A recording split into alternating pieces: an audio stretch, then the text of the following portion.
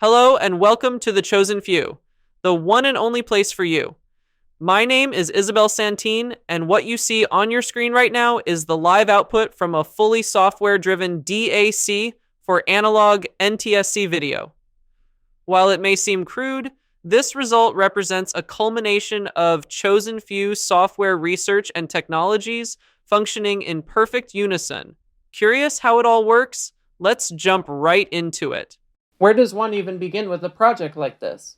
Among all of the answers to that question, my approach was to put software first. Many of you who have followed the channel for a while will know that one of my huge undertakings over the past couple of years has been creating a digital to analog video converter using entirely software. And to put a long story short, after arduous research and development work, I've managed to create a software video DAC that actually runs faster than real time, which means it runs with lower latency than traditional hardware that it fulfills the same purpose. While the applications of such a development are far-reaching, one of the biggest ideas in my head at the time was, what if I made a way for this signal to get out into the real world onto an actual analog video receiver, such as a CRT?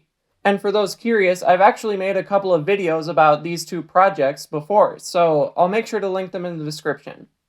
While my initial version of what is now known as the Save Hardware project actually showed a lot of good promise, it had a lot of issues ahead of it. One such issue was in terms of actual processing capacity of the Raspberry Pi 3B+, which is what I used to actually get the signal from the world of software into the real world. While this model of the Raspberry Pi is impressive and hefty in its own right, it just doesn't have the bandwidth available to actually get something like this working. Furthermore, even though my initial goal for the project was to stream a software-generated signal over the network onto the Pi, the module actually didn't have the raw horsepower it needed to complete this task. In light of this fact, I eventually settled on using the Raspberry Pi 4B, which is basically 2 generations up from the 3B+.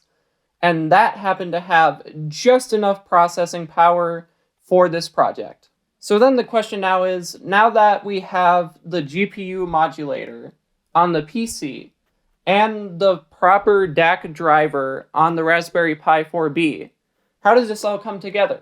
Well, let's take a look at this diagram. Basically, the idea is to have a digital video file encoded on my main PC and convert that to an analog NTSC signal that is represented still as digital data, but digital data that can be easily translated into an analog signal on the Raspberry Pi.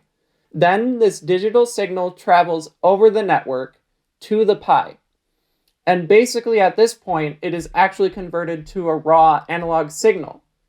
And of course, we also need a wire over the network back to the PC from the Pi to make sure that we're pacing all of this correctly and doing it at the right speed. And this is all accomplished under the hood using a basic TCP connection. I spent a little while trying to figure out how best to present the fact that this demo operates entirely in real time, and here's what I've come up with. Unfortunately, there is a buffer delay of a couple seconds on the preview display for the analog output, but rest assured, this buffering happens on the capture card side of things rather than with the modulation itself, which has an average latency of 66.7 milliseconds between time of decoding digital frames on the PC and time of presentation. So if we take a look at the bottom right corner of the screen, we see a couple of video files that our client, the Raspberry Pi, can choose from on the fly. Let's check out Walk in the Park MP4 first. Shifting focus to the bottom right corner of the screen, we see PuTTY, the SSH client I'm using to control the Pi remotely. I've got a command queued up here that basically connects the Pi as a client to the server that's running on my PC, which is where I'm recording this footage. After connecting the Pi as a client, the program requests an analog video stream from the server, which is then passed on to my driver code. The driver code effectively converts the raw input data from the client program into analog voltages that a receiver can interpret and display. Overall, then, the latency of the system as a whole can be described as the sum of the length of the GPU buffer and the latency of the TCP connection between the two machines.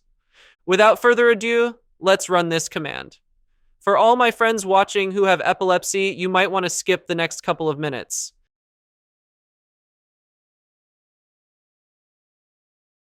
As you can see, the signal is quite messy and jittery and contains no color.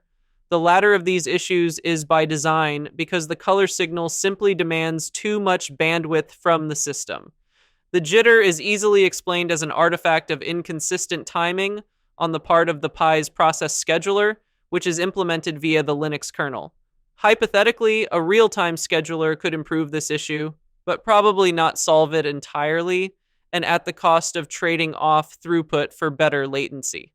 As a bonus, I'm going to queue up this bionicle.mp4 video now. For some reason, this one has a few issues with playback that the other one doesn't, which I figure is because the ADC I'm using to get this analog signal back into the digital realm is not very good at differentiating between dark signal and no signal at all. As you can see, the system as a whole is not without its issues, but it's still come a long way. I mentioned at the beginning of this video that this second version of the Save Hardware project represents a culmination of many pet projects of mine that have been years in development. To see it all working together is simply magical. I hope you've all enjoyed this deep dive into one of my long-term projects. If you learned something new while watching this video, make sure to leave a comment about it below, as it would honestly make my day. Until next time.